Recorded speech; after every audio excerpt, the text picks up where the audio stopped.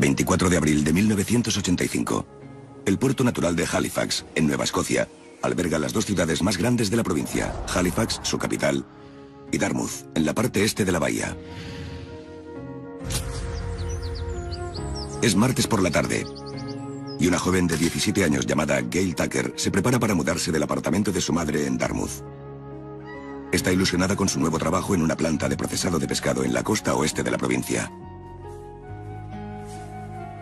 Gail ha enviado sus cosas con un amigo, y lo único que lleva consigo es la ropa que ha metido en el bolso. Su madre, Mary Lake, le ofrece dinero para el autobús, pero no podrá dárselo hasta que los bancos abran por la mañana.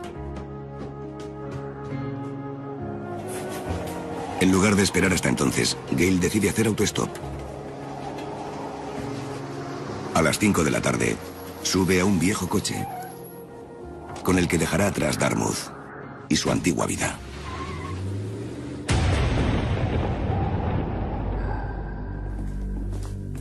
Varios días más tarde, Mary Lake sigue sin tener noticias de su hija y acude a la policía, quien empieza a seguir el rastro de Gail por la provincia.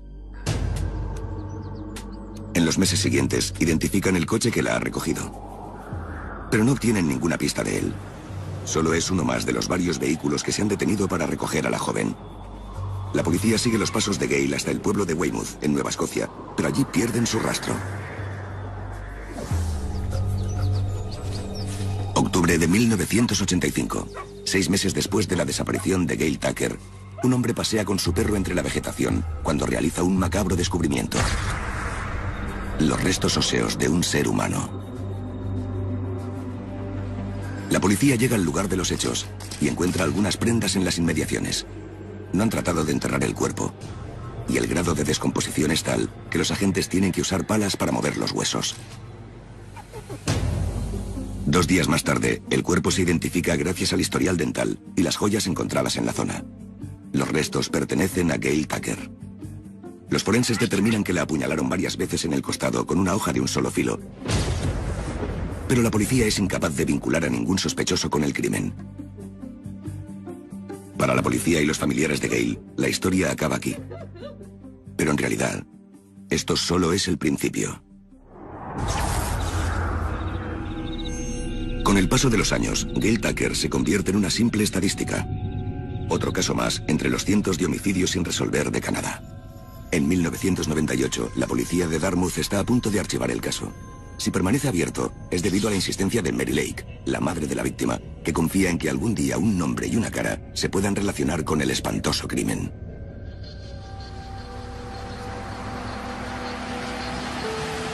Febrero de 1998. Otro húmedo fin de semana aguarda a la ciudad de Moncton, el clima habitual de Nuevo Brunswick en esta época del año. Con una población algo superior a los 100.000 habitantes, la mayoría de la gente se siente segura en sus calles. Moncton es un reducto de paz, un lugar muy vivo, de hecho vivo y en pleno crecimiento. La gente se esfuerza y es trabajadora. Es una ciudad pequeña. Tiene una mentalidad acorde. En un bloque de apartamentos de un tranquilo vecindario, Nina, la hija de 11 años de Joan Hicks, una mujer de 48, se prepara para acostarse. Llevan alrededor de 6 meses viviendo en Moncton. Acaban de mudarse desde Musgrave Harbour, un pueblo de Terranova en el que han pasado toda su vida. Sin embargo, circunstancias excepcionales han hecho que Joan deje atrás su hogar en busca de una nueva vida.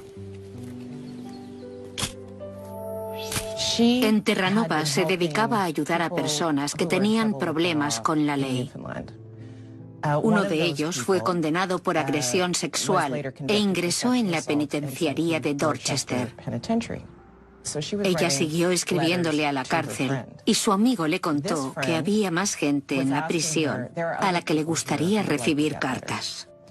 Fue entonces cuando Aubrey Sparks entró en escena. Era un hombre condenado por matar a su esposa, con el que Joan comenzó a escribirse. Las notas se convirtieron en cartas de amor.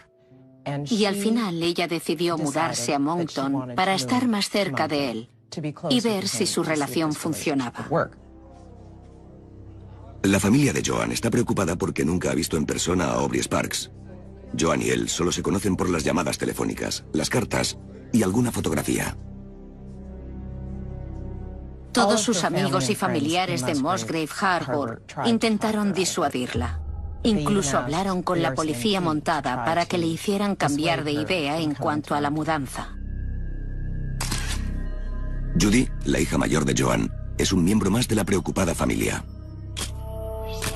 Yo no quería que se fuera, pero mudarse o no era decisión suya. Es todo lo que podía hacer. Nina está nerviosa por vivir en una ciudad nueva.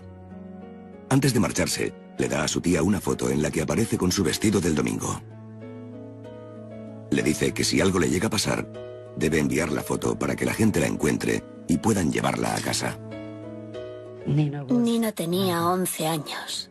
Le encantaban los brownies, ir a la iglesia, a catequesis y jugar con sus amigos. Ni siquiera nos despedimos. Cuando llegaron, llamaron por teléfono. Eso fue todo. Durante un tiempo, Joan y Nina viven en una casa de acogida de Moncton, donde Joan conoce a una mujer de 22 años llamada Tammy McLean. Tammy tiene problemas con su novio, y Joan se convierte en una amiga compasiva dispuesta a escucharla. La casa de acogida encuentra un apartamento para ellas, donde los vecinos se encariñan de las nuevas inquilinas, a las que describen como amistosas, educadas y tímidas. Nina va a una escuela cercana y parece encajar sin problemas. Cuando Nina llamó, le pregunté por el colegio. Le gustaba ir a clase y ya estaban viviendo en el apartamento. Yo la veía bastante contenta. Tammy McLean y su novio son visitas habituales en el piso, donde aprovechan para tomar un café o jugar a las cartas. No obstante, la noche del 28 de febrero de 1998, Tammy McLean se presenta sola. Solo sabemos que Joan Hicks recibió una llamada de su amiga Tammy McLean ese mismo día. Le explicó que volvía a tener problemas con su novio y le dijo que tenía que salir de allí como fuera. Así que Joan la invitó a su casa. Tammy estaba muy alterada y se pasaron hablando un buen rato. Joan quería asegurarse de que Tammy tenía algún lugar al que ir para que no se viera envuelta en una situación que no le convenía. A las 5 de la mañana, un taxi aparca frente al bloque de apartamentos. Mientras Tammy sale del edificio y se acerca al coche, la conductora distingue a un hombre y una mujer en el portal. El coche arranca y la pareja entra en el bloque de pisos. Una de las figuras es la de Joan Hicks. Y esta será la última vez que alguien la vea con vida. 1 de marzo de 1998. La ciudad de Moncton se despierta en lo que despunta como otro lúgubre domingo. Esa misma mañana, algo herirá la sensibilidad rural de Nuevo Brunswick. A primera hora de la mañana, Glenn Bennett entra en una comisaría de Moncton con aspecto nervioso y aterrorizado. Explica a los agentes que ha presenciado un brutal asesinato y no ha podido hacer nada por impedirlo. Según su versión de los hechos, era un testigo aterrado que no había sabido qué hacer. En cuanto abandonó el lugar, fue a la comisaría para informar de todo. La policía se puso en marcha, encontró los cuerpos y los engranajes empezaron a girar.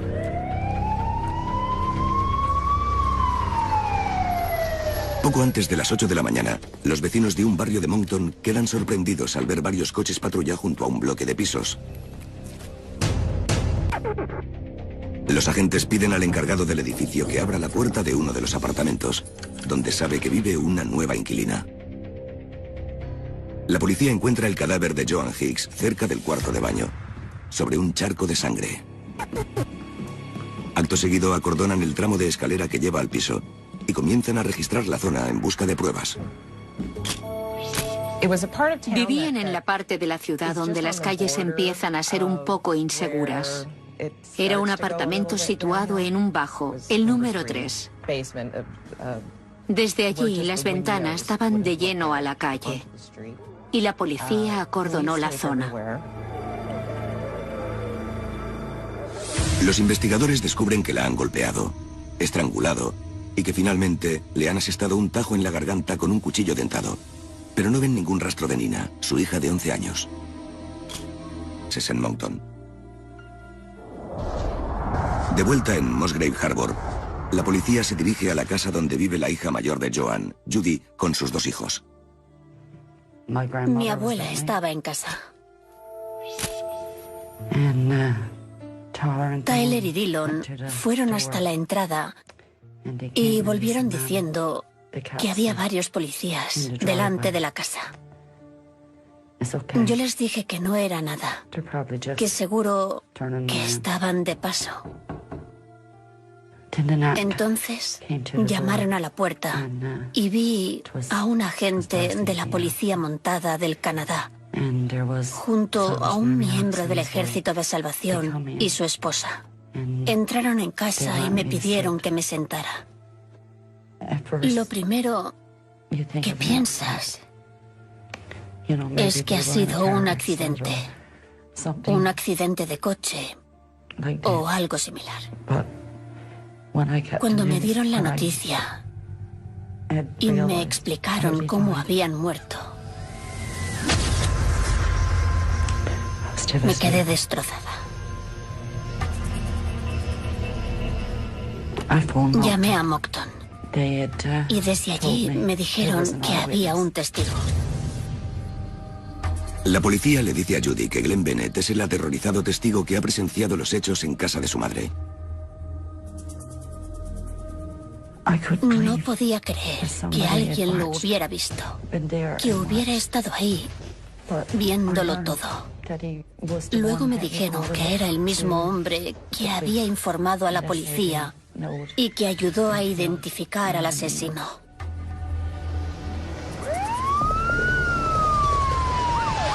La policía recibe otro soplo de Glenn Bennett y poco después de encontrar los cuerpos, se dirige hacia un apartamento de 2 pisos en otra zona de la ciudad. Es la residencia de Tammy McLean, aunque ahora mismo la policía está más interesada en su novio. Me dijeron que era un amigo de mi madre y que solía visitarla con su novia. Había mucha confianza. Jugaban a cartas, tomaban café, esas cosas. Según Glenn Bennett, el culpable de los asesinatos es un hombre de 34 años llamado Michael McGray. Si no llega a ser por el testigo, Michael McGray podría haberse salido con la suya. La policía arresta a McGray frente al apartamento donde vive su novia y lo llevan al juzgado provincial de Moncton para realizar los trámites oportunos. La primera vez que oí el nombre de Michael Wayne McGray fue al hablar con el encargado de prensa de la policía montada del Canadá. Llamábamos cada media hora y al final nos dijo que tenían a un sospechoso. Viendo los alguaciles que trasladan al acusado, puedes deducir lo que piensan de él. Igual que también sabes la gravedad del delito según la distancia a la que aparcan de la puerta. Saben que la prensa está esperando cámara en mano para sacar una foto. Cuando aparecieron con Michael Wayne McGray, dejaron el coche a una distancia considerable, así que conseguimos fotografiarlo esposado mientras lo llevaban escaleras arriba. Parecía un tipo del montón y estaba mirando hacia abajo, pero no trataba de esconderse. Sabía que tendría que recorrer todo el trecho, y así lo hizo. Estaban bastante seguros de que era culpable. Ojalá ninguna otra familia tenga que pasar por lo mismo que yo. Con el sospechoso entre rejas, el tribunal debe descubrir la causa de estos terribles homicidios. Buscan la respuesta a esta pregunta en la mente de Michael Wayne McGray. Pero nadie está preparado para lo que están a punto de descubrir.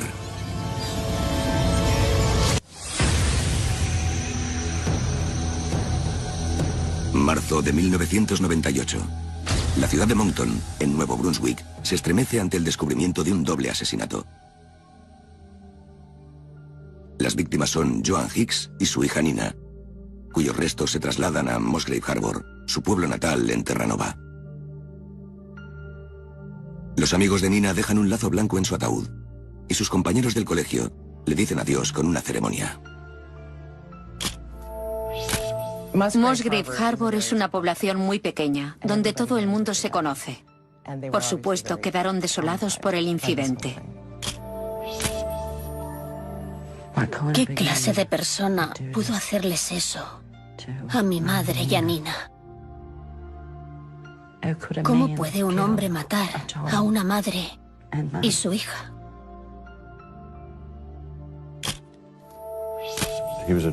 Había estado toda su vida dando tumbos. Y por lo que sé, juraría que los psicópatas desarrollan estas tendencias de jóvenes. Los antecedentes de Michael Wayne McGray son objeto de atención mientras los detectives de Moncton investigan sus condenas. Michael Wayne McGray ha pasado gran parte de su infancia en viviendas tuteladas y reformatorios. Siendo aún adolescente, su padre lo echa de casa y comienza a vagar de una ciudad a otra. Ya de adulto, pasa varias temporadas en la cárcel acusado de robo y otros delitos contra la propiedad. Al comienzo de su carrera criminal, comete un delito de estas características a 140 kilómetros de Moncton, en la ciudad de St. John. Estamos en noviembre de 1987. Un taxista se detiene durante el turno de noche para recoger a 3 hombres. A finales de los 80, St. John era una ciudad con mucha industria. Nuestros investigadores tenían que enfrentarse entonces a más crímenes violentos que hoy en día. A grandes rasgos, lo que ocurrió fue que 3 individuos se reunieron y trazaron un plan para atracar a un taxista. Uno de los hombres, Mark Daniel Gibbons, está sentado en el asiento del copiloto, mientras que sus cómplices, Norman Warren y Michael Wayne McGray, toman posiciones atrás. Cuando llegaron a su destino, le dijeron al taxista que iban a llevarse la recaudación del día. Este, al verse atracado, hizo un amago de llevarse la mano al bolsillo, pero Mark Gibbons tenía un cuchillo y se lo clavó en la mano. Abandonaron el lugar de los hechos y escaparon. La policía llega a la escena del crimen y busca a los 3 sospechosos. El primero al que encuentran es Mark Gibbons, pero es demasiado tarde para arrestarlo. Había escapado calle abajo hacia Market Square, un centro comercial de St. John. Le encontró el conserje que avisó a los guardias de seguridad y estos a su vez nos dijeron que había muerto. Los investigadores determinan de inmediato la causa de la muerte: una puñalada asestada justo debajo del corazón.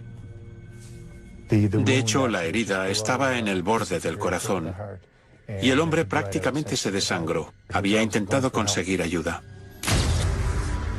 En cuestión de minutos, un crimen mal orquestado se convierte en un extraño asesinato sin motivo aparente. Las cosas se vuelven aún más rocambolescas cuando al día siguiente los cómplices de la víctima se ponen en contacto con la policía. Llamaron a la comisaría para preguntarnos si sabíamos dónde estaba Mark Gibbons o si teníamos noticias de él. Habíamos descubierto el asesinato y ahora estábamos intrigados con la llamada. Cuando la localizamos, vimos que provenía de un piso en la calle Germain. Los agentes se presentaron y vieron a varias personas huyendo por la puerta trasera. La policía arresta a los cómplices de Gibbons, que ahora se convierten también en sospechosos de asesinato. En esos momentos, McGray ha tenido ya varios encontronazos con la ley por allanamiento de morada, mientras que Warren tiene un extenso historial de crímenes violentos, incluyendo la muerte de otro taxista por la que fue condenado a 17 años de cárcel. McGray les dice que fue Warren quien apuñaló a Mark Gibbons por malograr el robo. Después de hablar con las parejas de los 3 hombres, la policía está convencida de que tienen a su hombre. Los investigadores hablaron con todos los testigos potenciales, sobre todo con las 3 mujeres que había en el apartamento. Según declararon, era muy probable que Warren hubiera cometido el crimen. La policía le acusó de homicidio por la muerte de Mark Gibbons, fue a juicio y el jurado le declaró no culpable. El veredicto del jurado sorprende a los detectives, quienes tendrán que conformarse con saber que Norman Warren irá a prisión por intento de robo. En cuanto a McRae, es condenado a 5 años por su implicación en el atraco. Volvemos a 1998. Wendell Maxwell es el encargado de defender a McRae de los cargos de asesinato por las muertes de Joan y Nina Hicks. A medida que el juicio se acerca, se extiende el rumor de que tal vez ellas no fueran sus primeras víctimas. Un rumor que difunde el propio Michael McRae. Durante un interrogatorio en prisión, Michael Wayne McRae hizo un trato con los agentes para declararse culpable a cambio de cierto trato de favor. Más tarde descubrimos que había confesado el asesinato de 2 hombres homosexuales en Montreal a principios de los 90.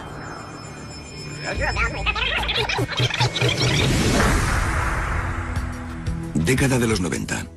La policía de Montreal está desconcertada ante una serie de brutales asesinatos entre la comunidad homosexual. En tan solo 12 meses, 6 hombres han muerto apuñalados. La preocupación se extiende por el barrio gay. En mayo de 1991, los activistas gays de la ciudad se reúnen con la policía para pedirles que revisen los detalles de lo que parece la obra de un asesino en serie que tiene como objetivo a los homosexuales de la zona. El miedo crece a raíz del asesinato sin resolver de otros 2 hombres gays, que son apuñalados hasta la muerte en plena noche mientras pasean en bicicleta por los parques de la ciudad. Pierre Sangolo, director de la División de Delitos Graves de la Policía Urbana de Montreal, pide examinar los informes de los 6 primeros asesinatos. A finales de 1993, la exhaustiva investigación concluye que los crímenes no han sido obra de un solo criminal, a pesar de la relación entre algunos de ellos. Pueden ser 2 asesinos en serie o bien todo un grupo de asesinos en serie. La investigación no contribuye a aplacar los temores de la comunidad gay. Entre el 89 y el 96, un total de 21 homosexuales son asesinados en Montreal. En otoño de 1997, 6 de esos crímenes siguen sin resolverse. A pesar de la confesión de McRae en 1999, no hay pruebas que lo relacionen con los asesinatos. De hecho, la policía lo había descartado como sospechoso por estar cumpliendo condena en la prisión de La Macassa, Quebec. Sin embargo, McRae revela que aprovechó un permiso de 3 días que le concedieron en Viernes Santo. El 29 de marzo de 1991, McRae viaja a Montreal y cumple con la visita obligatoria al hogar de transición en el norte de la ciudad. Al día siguiente se dirige al barrio gay y conoce a Robert Asaley, un profesor de bachillerato recién jubilado. Beben un par de copas en el bar, hablan de hockey y Robert invita a McRae a su piso.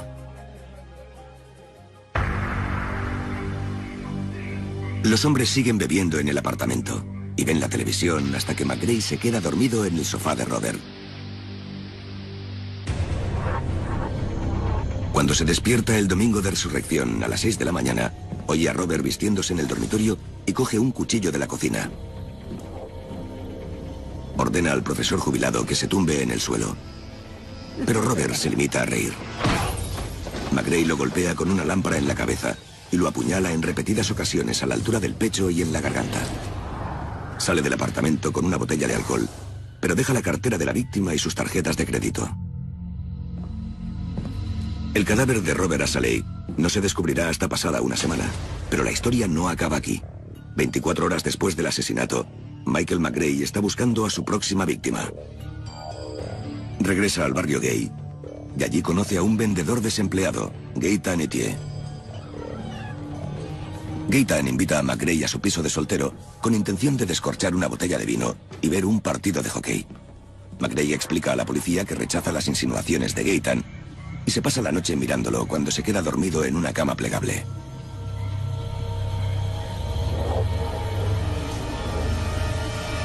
Por la mañana, McRae se acerca a la cama, golpea a Gaëtan con una botella de cerveza en la cabeza y a continuación lo ataca con un cuchillo. Gaetan opone resistencia e intenta llegar al teléfono, pero McGray corta la línea. Una vez perpetrado el asesinato, sale del apartamento con la botella de vino que deberían haber compartido la noche anterior. Poco después abandona Montreal, con lo que viola las condiciones del permiso de 3 días. La policía arresta a McGray ese mismo mes y vuelve a la cárcel. En su confesión, revela detalles que solo el asesino podría conocer, como el ataque con la botella de cerveza o la línea de teléfono cortada. La policía ha preferido dejar esos datos a buen recaudo fuera del alcance del público. Es una confesión sorprendente, pero no será la última.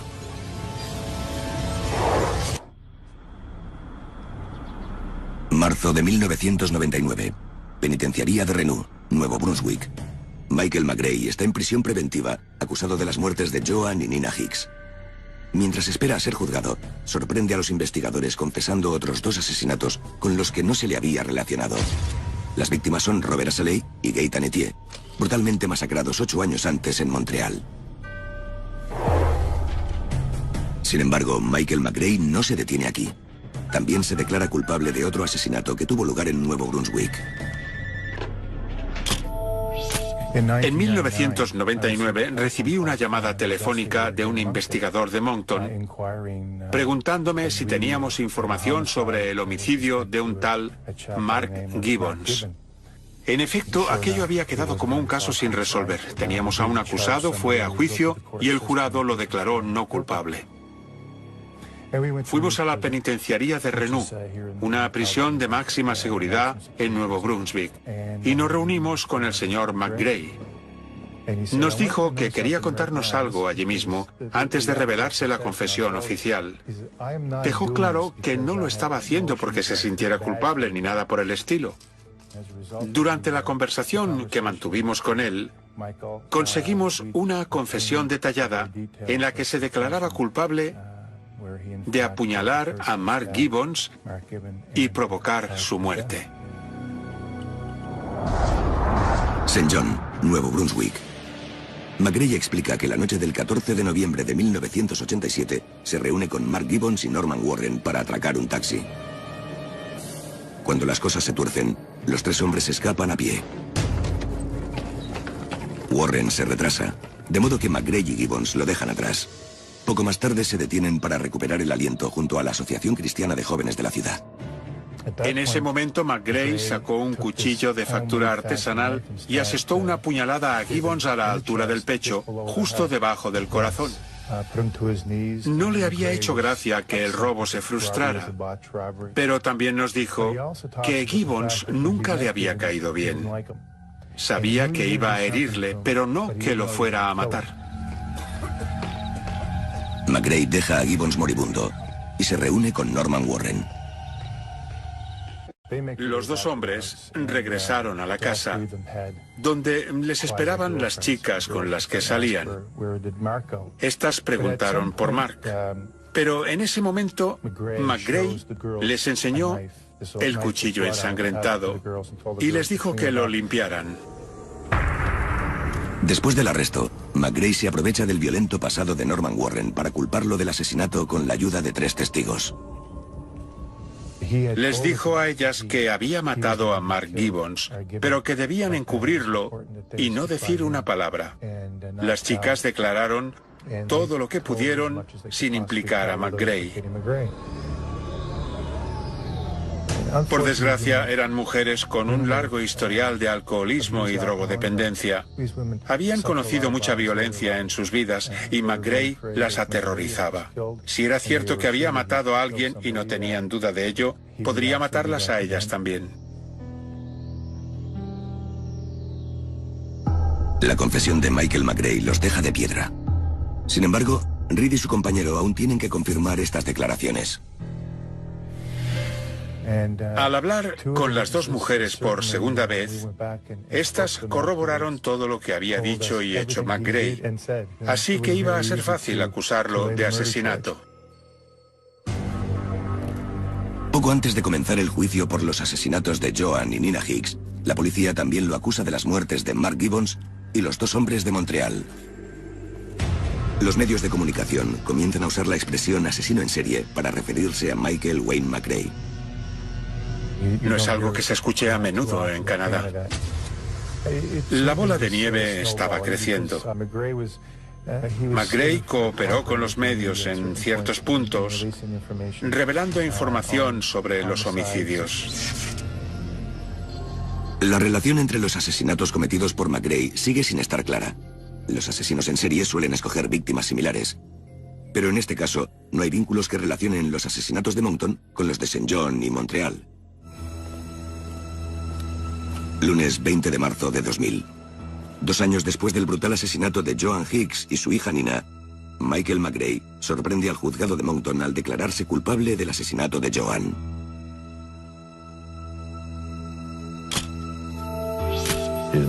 No quería ir a juicio. Como prefería declararse culpable del asesinato de la madre, yo hice todo lo necesario para que pudiera hacerlo. Lo confesó sin ninguna emoción. Le alteraba el hecho de ir a juicio, no lo que había pasado con la víctima. McRae declara que había pasado el día inyectándose cocaína con un conocido, Glenn Bennett. Describe también la imperiosa necesidad de matar a alguien, sin importarle quién fuera. McRae y Bennett se dirigen a casa de Joan Hicks.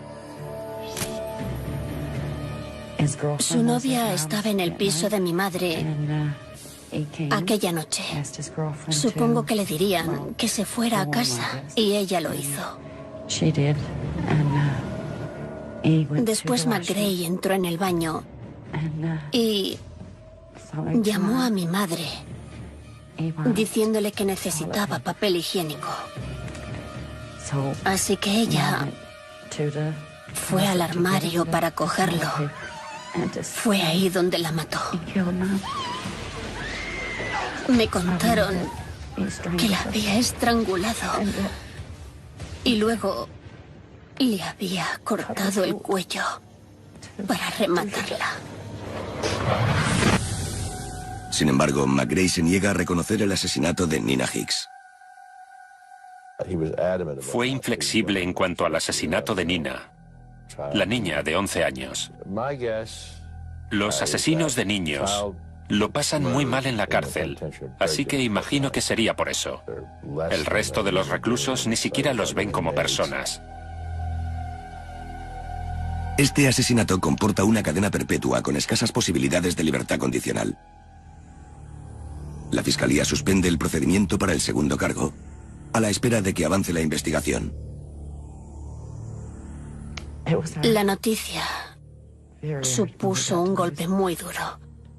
Por una parte, me sentía satisfecha de que fuera a la cárcel por el asesinato en primer grado de mi madre. Pero Nina era como si no existiera. Michael McRae está implicado en el asesinato de 5 personas. Pero la policía aún no sabe que puede haber más. 20 de marzo de 2000. Michael Wayne McRae se declara culpable del asesinato de Joan Hicks. Lo más sorprendente es su predisposición a confesar otros 3 asesinatos por apuñalamiento, uno de los cuales se remonta hasta hace más de una década. Mientras lo trasladan a la institución penitenciaria de Reno, Nuevo Brunswick, McRae les dice a los agentes que está dispuesto a confesar otros 11 asesinatos que ha cometido en ciudades de todo Canadá y en Seattle. A cambio, pide inmunidad procesal penal y ayuda médica para controlar su irrefrenable deseo de matar. Cuando la policía rechaza estas condiciones, McRae recurre a los medios, entre ellos la Agencia Nacional de Noticias Canadian Press. Fue una entrevista de 15 minutos y puedo asegurar que me impactó. Recuerdo estar escuchando sus respuestas y darme cuenta de la falta de vinculación emocional que sentía hacia el crimen. No fanfarroneaba, no deliraba. Casi me vuelvo loco al ver esa falta de emoción, de sentimientos. Como si me estuviera contando que había ido a la frutería y me describiera lo que había comprado. Es algo que me encanta hacer. Quiero decir que cuando sale, bueno, algunos asesinatos fueron terribles, ¿verdad? Todo el mundo se pregunta si me siento culpable y, a ver, no te voy a ir con mentiras. No lamento lo que hice y no me siento culpable. Lo único que lamento es que haya terminado. A lo largo de la entrevista, McRae menciona varias veces sus ansias de matar y la necesidad que tiene de hacer daño a otras personas para saciar esa sed. Cuenta cómo fue de Vancouver a Halifax y se paseó entre los callejones, donde era fácil encontrar a prostitutas y drogadictos, o por los barrios gays, donde los desconocidos son un blanco fácil. Algo que sabemos de los asesinos en serie es que suelen seguir un patrón. Buscan a cierto tipo de personas a las que matar. Pero Michael Wayne McRae simplemente se veía empujado por su necesidad de asesinar. No importaba a quién. Le dije que la gente quería saber si tenía conciencia. Él me respondió que no terminaba de entender esa idea. Le preocupaba que no le preocupara. Algo como para llevarse las manos a la cabeza y gritar, ¿qué? Fue, de verdad, fue algo muy irreal. Aunque parezca imposible, la siguiente declaración de McRae sería una bomba aún mayor. Le pregunté cuál había sido su primer asesinato y él me respondió que Gail Tucker en Nueva Escocia. La chica era una joven de 17 años que hacía autostop y tuvo la mala suerte de cruzarse con la camioneta en la que iban Michael McRae y un conocido suyo. Después, simplemente, se limitó a dar una descripción breve y desapasionada de lo que había ocurrido. Otro tío y yo íbamos conduciendo y la recogimos. Estaba haciendo autostop, así que paramos. La saqué de la camioneta, la apuñalé y la dejé ahí. No hay mucho que recordar. Me cortó la respiración, porque no pude ver en él la menor muestra de sentimiento. Ninguna. Durante los 2 meses siguientes, McRae se declara culpable de los asesinatos en primer grado de Robert Asaley y Gaëtan Etier en Montreal, así como del asesinato en segundo grado de su cómplice Mark Gibbons en St. John.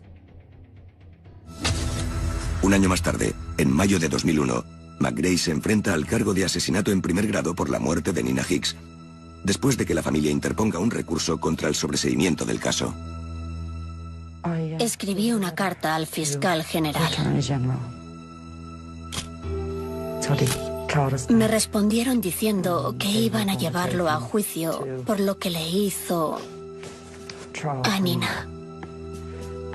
Se presentó y al final no hubo juicio porque se declaró culpable en la vista. Unos días más tarde, en Halifax, McRae se declara culpable del asesinato de la autoestopista Gail Tucker en 1985, basándose en su propia confesión y las pruebas que la corroboran. Lo interrogaron para ver lo que sabía y comprobar si coincidía con las pruebas físicas que tenían. La policía estaba en posesión de muchos datos que nunca había hecho públicos y que sirvieron para acusarlo de asesinato en primer grado. En el juzgado, la familia de Gail Tucker escucha los detalles sobre sus últimos momentos.